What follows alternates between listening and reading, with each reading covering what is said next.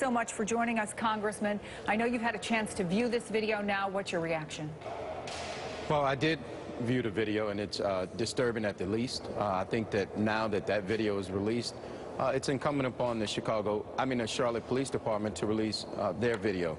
Transparency is very, very important. And when you talk about the mistrust between communities of color and law enforcement and the justice system in general, the fact that we are withholding video footage of something of this magnitude only adds to that distrust and some of the frustration and anger that young people are feeling. So I think there's an obligation to release it in this case, especially after this video is released.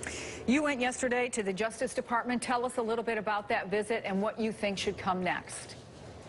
Well, I think that there are a whole number of things that need to come, but in the short term, I think that the Department of Justice, the Attorney General Lynch, should use the resources that she has to have vigorous investigations of all of the incidents, from Alton Sterling to Philando Castile to Terrence Crutcher to Keith Scott. I think that we have to be vigilant, and we have to show the American people that we take these incidents seriously, and that we will put the full force and weight of the federal government behind fact-finding expeditions to determine what exactly happened. Now, in the longer term, I think we have to do criminal justice reform. We have to put money back into community policing, like Weed and Seed program, the COPS program, all of those. Then we have to focus on de-escalation training.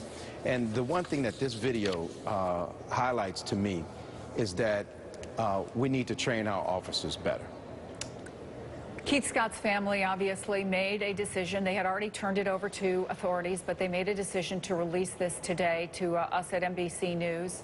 Do you believe that this puts pressure on the city to release the videos that they have?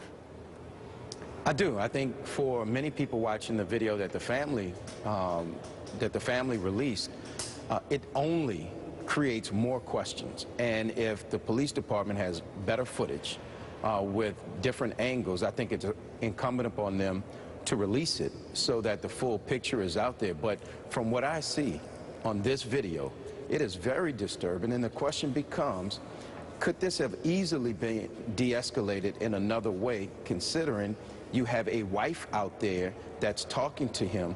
Why not use her?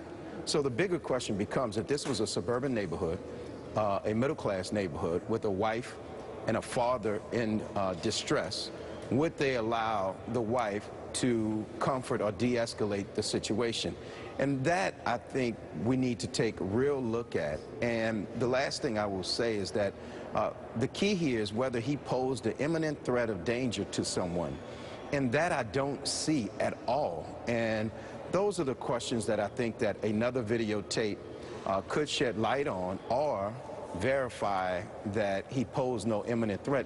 From this tape, I don't see where he posed a threat to police officers or harm to others. And it's worth making the point that the family, after seeing the video, and their lawyer have said that